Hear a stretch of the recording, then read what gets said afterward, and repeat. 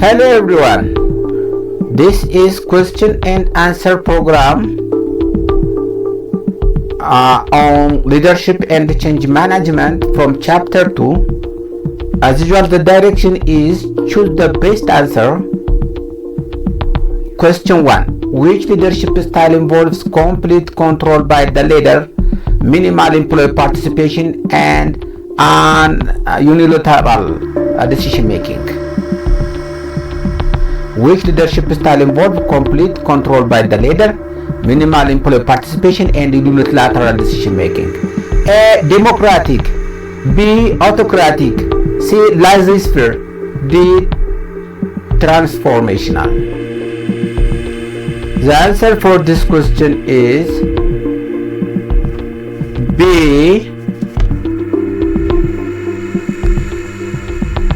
Autocratic. Question number 2. What is the primary focus of a democratic leadership style? A. Strict discipline. B. Employee participation in decision making. C. Avoiding responsibility. D. Using rewards and punishments. The answer for this question is B. Employee participation in decision making. Question number 3. In laissez-faire leadership, the leader's role is primarily to A. Micromanage employees. B. Dictate policies and procedures. C. Provide resources and allow employees to make decisions. D. Punish employees for poor performance. The answer for this question is C. Provide resources and allow employees to make decisions. Question number 4. Which leadership theory suggests that leaders are born, not made? A. Trait theory. B. Great man theory. C. Behavioral theory. D. Contingency theory. The answer for this question is B. Great man theory. Question number 5. Transformational leadership is primarily focused on A. Maintaining organizational traditions. B. Encouraging employees to meet minimal requirements. C. Inspire employees to align with company's goal. D. Punish employees for underperformance. The answer for this question is C. Inspiring employees to align with company's goals. Question number 6. What is a key assumption of autocratic leadership? A.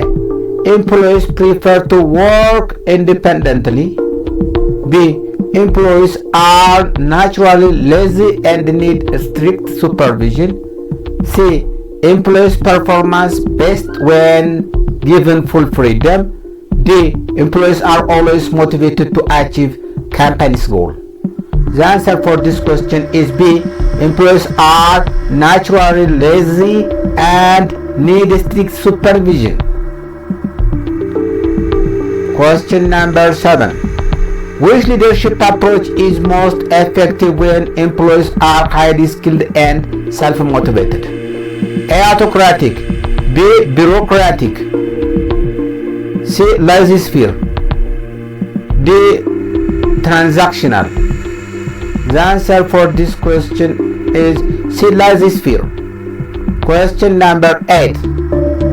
According to the trait theory, which of the following is not considered an important leadership trait?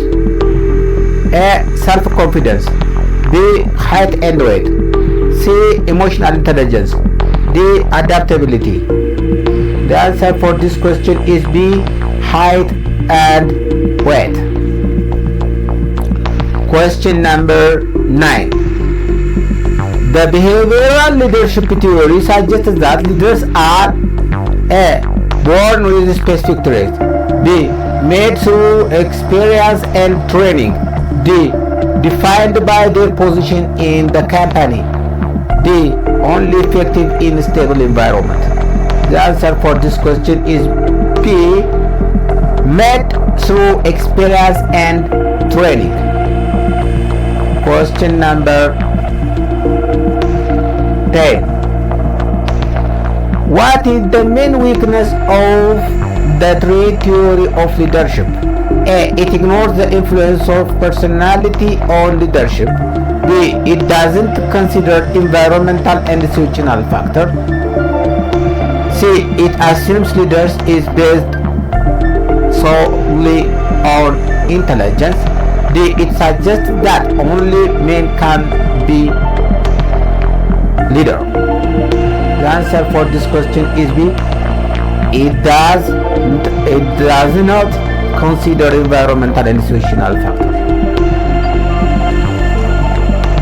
Question number 11. A company is undergoing rapid changes and need leadership that can adapt quickly to new challenges.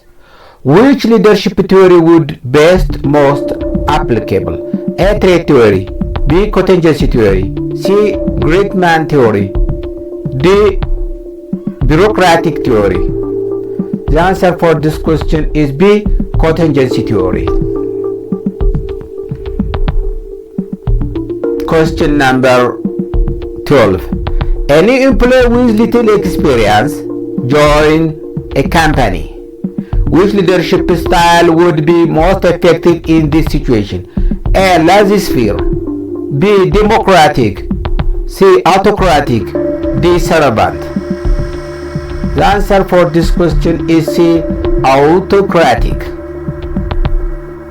Question number 13. A manager believes in rewarding employees based on their performance and intervening only with mistakes occurs. This describes which leadership style? A. Transformational. B. Transactional. C. Laissez-faire. D. Servant. The answer for this question is B. Transactional. Question number 14. A leader delegates tasks and provide minimal supervision to a team of experts. This is an example of autocratic leadership. A. B. Democratic leadership. C. Laissez-faire leadership. D. Bureaucratic leadership. The answer for this question is C. Laissez-faire leadership. Question number 15.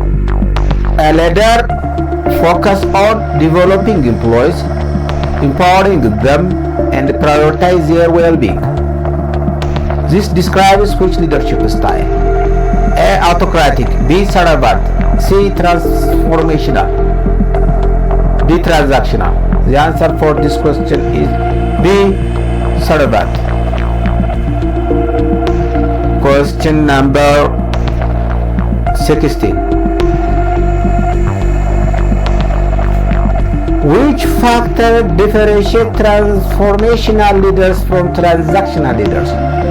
A. Transactional leaders rely on rewards and punishments, while transformational leaders inspire employees.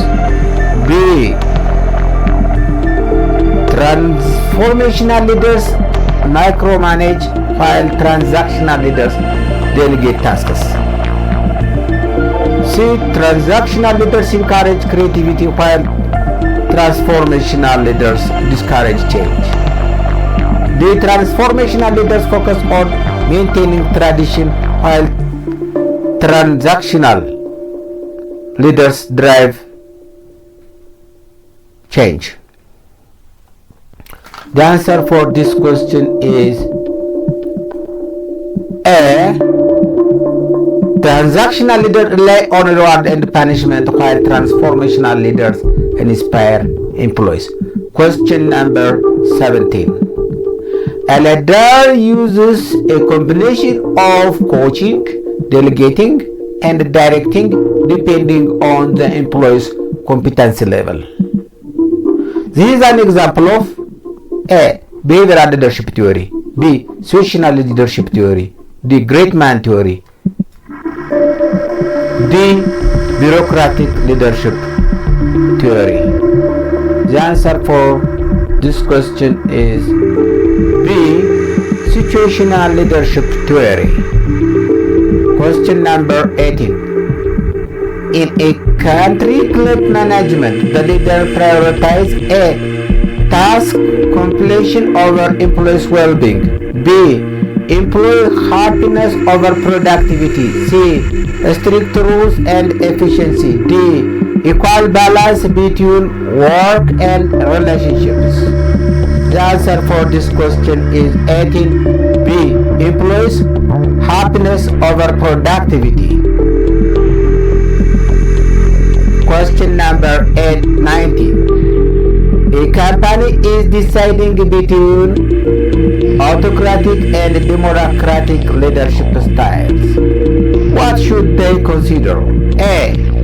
The company's structure, employees' experience, and industry demands. B. The leader's personal preference only. C. The number of employees in the company. D. The financial resources available. The answer for this question is A. Company's structure, employees' experience, and industry demand. Question number 20. A company wanted to train future leaders. Which approach would be best effective? A. Only teach leadership theories with no real world application. B. Use a mix of theoretical learning, case studies, and hand-on leadership experience. C. Having leaders learn entirely on their own through trial and error. D. Ignore leadership training and focus on technical skill. The answer for this question is B. Use mix of theoretical learning, case studies, and hand-on leadership experience. This is all about question and answer program for chapter 2. Thank you for attending this program.